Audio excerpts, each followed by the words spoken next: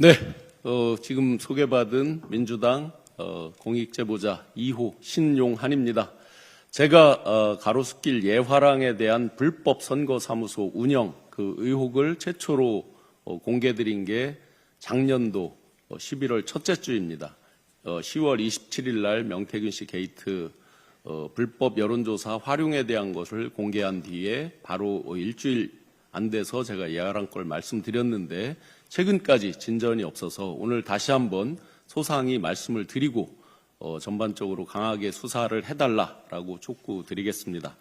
우선 제가 예화랑 불법 선거사무소 운영에 대해서 인지할 수 있었던 것은 당시 2021년, 22년 대선을 앞두고 윤석열 캠프에서 정책총괄 지원실장을 하면서 수십 차례 윤석열 후보 그리고 아침에 하는 전략조정회의, 저녁에 하는 일일 상황 점검회의에 제가 두세 번 빠진 거 외에는 빠지지 않고 다 참석을 했었기 때문에 선거 당일날까지 2022년 3월 9일까지 다 참석을 했기 때문에 지금 현재 장관, 차관, 대통령실의 수석, 비서관 또 국회의원이 되신 대부분의 그 회의에 참석했던 멤버들과 함께 계속해서 회의를 하면서 여러 가지 상황을 상의하고 이야기를 듣고 했었기 때문에 정확하게 보고 들은 내용들입니다.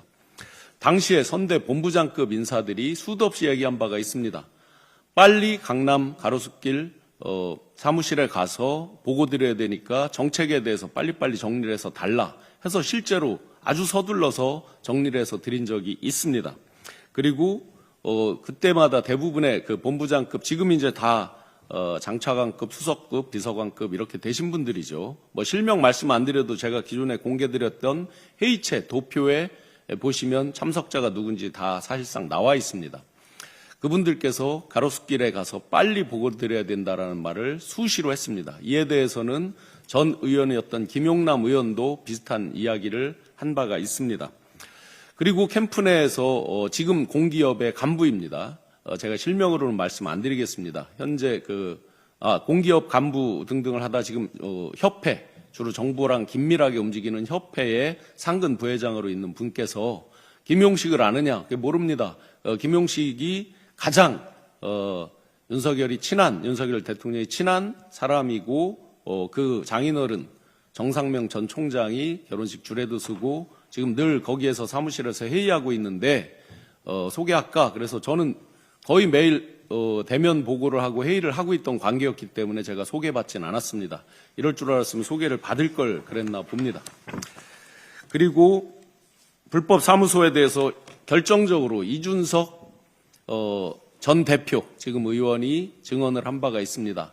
당시에 윤석열 후보가 저녁에 밤늦게 평택에 소방관 격려 위로차 갔다가 오면서 예화랑으로 와서 저녁 식사하고 가자라고 제안을 하면서 보냈던 주소를 당시에 받았던 문자를 이준석 의원이 공개를 한 바가 있습니다.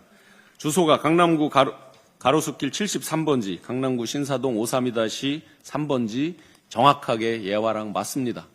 그런데 이제 이게 공개가 되자 지금 현재 국민의힘 당 비대위원장이시죠. 당시에 선대 총괄 본부장을 하셨던 권영세 본부장께서 말씀을 하셨습니다.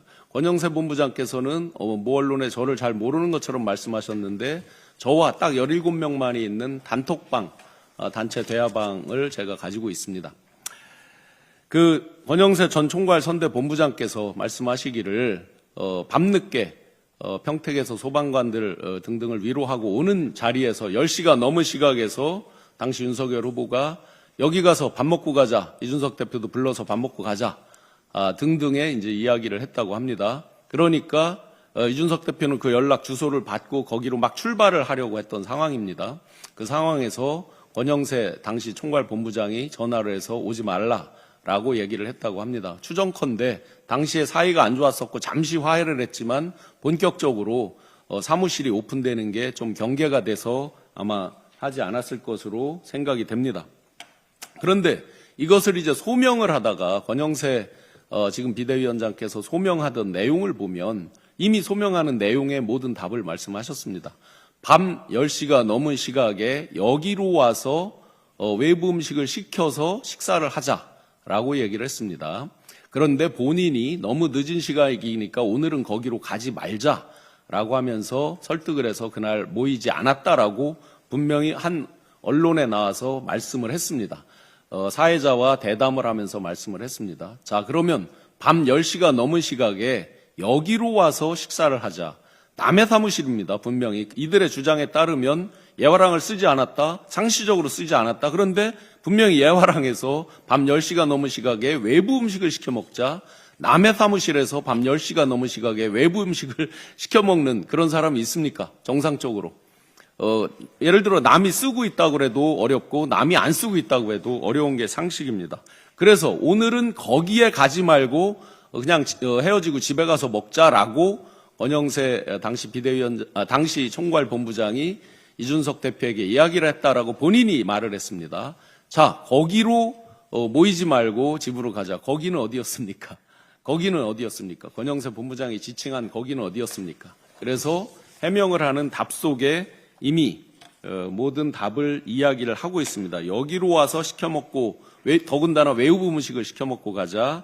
오늘은 집에 가서 먹고 거기에는 가지 말자라고 본인이 이미 해명을 했습니다.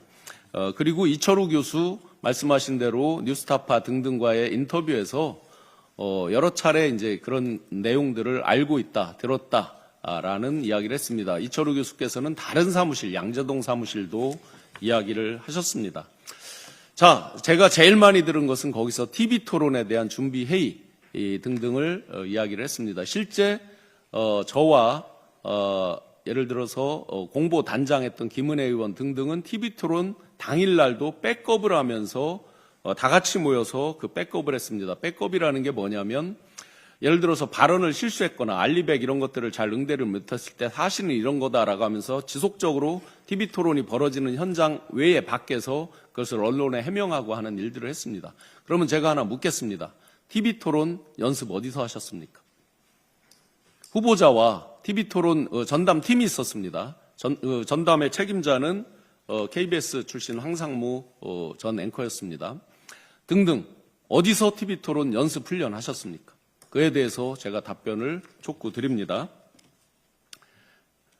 이게 당시 안에서 찍은 사진 같은 게 없다라고 해서 많은 분들이 이제 부정을 하는 내용인데 이게 요 TV 토론 당시 있던 그 시점하고는 약간 다르지만 저게 가로수길 예화랑 내부 사진으로 이미 언론에 이제 나와 있는 내용입니다. 그런데 제가 예화랑 건에 대해서 공개를 하고 바로 밤에 저녁 식사 자리가 옆에서 있어서 찍은 사진이 왼쪽입니다.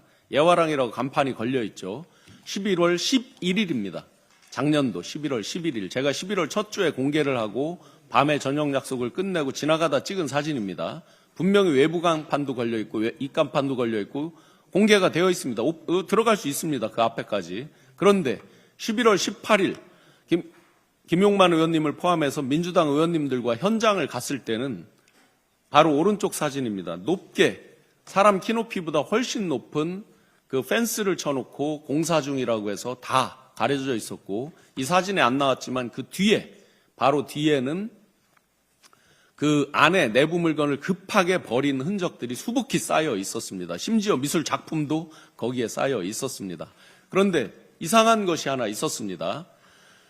그 지금 예화랑의 그 대주주 주인이라고 하는 김용식, 김방은 씨에 대한 거는 김용만 의원님께서 말씀하신 대로 김용식 씨는 실제 인수위에 갔었습니다.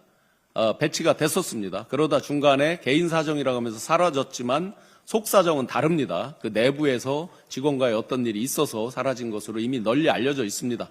김방은 씨는 기존에 쓰던 청와대를 새롭게 활용하는 그 TF에 배치가 됐으니까 자리를 받은 거죠. 일종의. 저 지금 건물에 펜스 쳐놓고 한 것에 H약품이 등장을 합니다. 내년도 아직 사용 승인, 즉 부수고 새로 건물을 짓는 그런 시행을 일종의 하는 것에 대한 승인도 받지 않은 상태에서 H모 약품, 그 유명한 제약사죠. 거기와 선계약을 했습니다. 48억의 보증금을 받았습니다. 정상적으로 인허가가 나고 건물이 올라가도 내년 7월로 예정돼 있습니다. 가장 빠르게 정상적으로 진다고 하더라도요. 그런데 이분들이 이미 올해 1월 달에 48억 원의 선보증금을 받고 펜스를 다 쳐버렸습니다. 어떻게 된 것입니까? 아직 내년도에 건물이 지어질지도 안 지어질지도 아직 모르죠. 왜냐하면 인허가가 길어지기도 하고 변수에 의해서 착공이 늦어지거나 안 될 수도 있고 여러 변수들이 있잖아요. 참고로 저 건물은 건축 대상을 받은 지은 지 20년이 안 된 외관상으로 상당히 양호한 건물입니다. 그런데 지금 그런 기묘한 이상한 일이 있습니다. 한 가지입니다. 지금 여기에서 회의를 하고 상시적으로 보고를 했던 많은 분들 거의 다가 예외 없이 장관, 차관, 국회의원 또는 수석, 비서관이 되어 있으십니다. 말을 하지 않았다는 이유로, 말을 하지 않는다는 이유로 해서 전부 다 가려지고 있습니다. 아쉽게도 같이 회의하는 장면 사진이 없습니다. 아시다시피 대통령 후보랑 하는데 사진 찍기가 어려웠겠죠. 그렇다는 이유로 일제히 지금 함구를 하고 있습니다. 그래서 다시 한번 묻습니다. TV토론회의 어디서 하셨습니까? 그 다음에 지금 이게 이제 수사가 되고 있는데요. 서울청 공공범죄 수사단에서 비교적 최근에 제가 조사를 받았습니다. 그런데 그 과정을 잘 몰랐었습니다. 왜 이렇게 지연되고 늦었나 하고 봤더니 검찰 처음에 공수처에다 고발을 했죠. 그것이 검찰로 갔다가 검찰에서 다시 서울청으로 돌리고 하다 보니 서울청에서는 뒤늦게 받아서 비교적 최근에야 조사를 할 수밖에 없는 소위 말하는 뺑뺑이가 이루어지면서 늦어졌던 것입니다.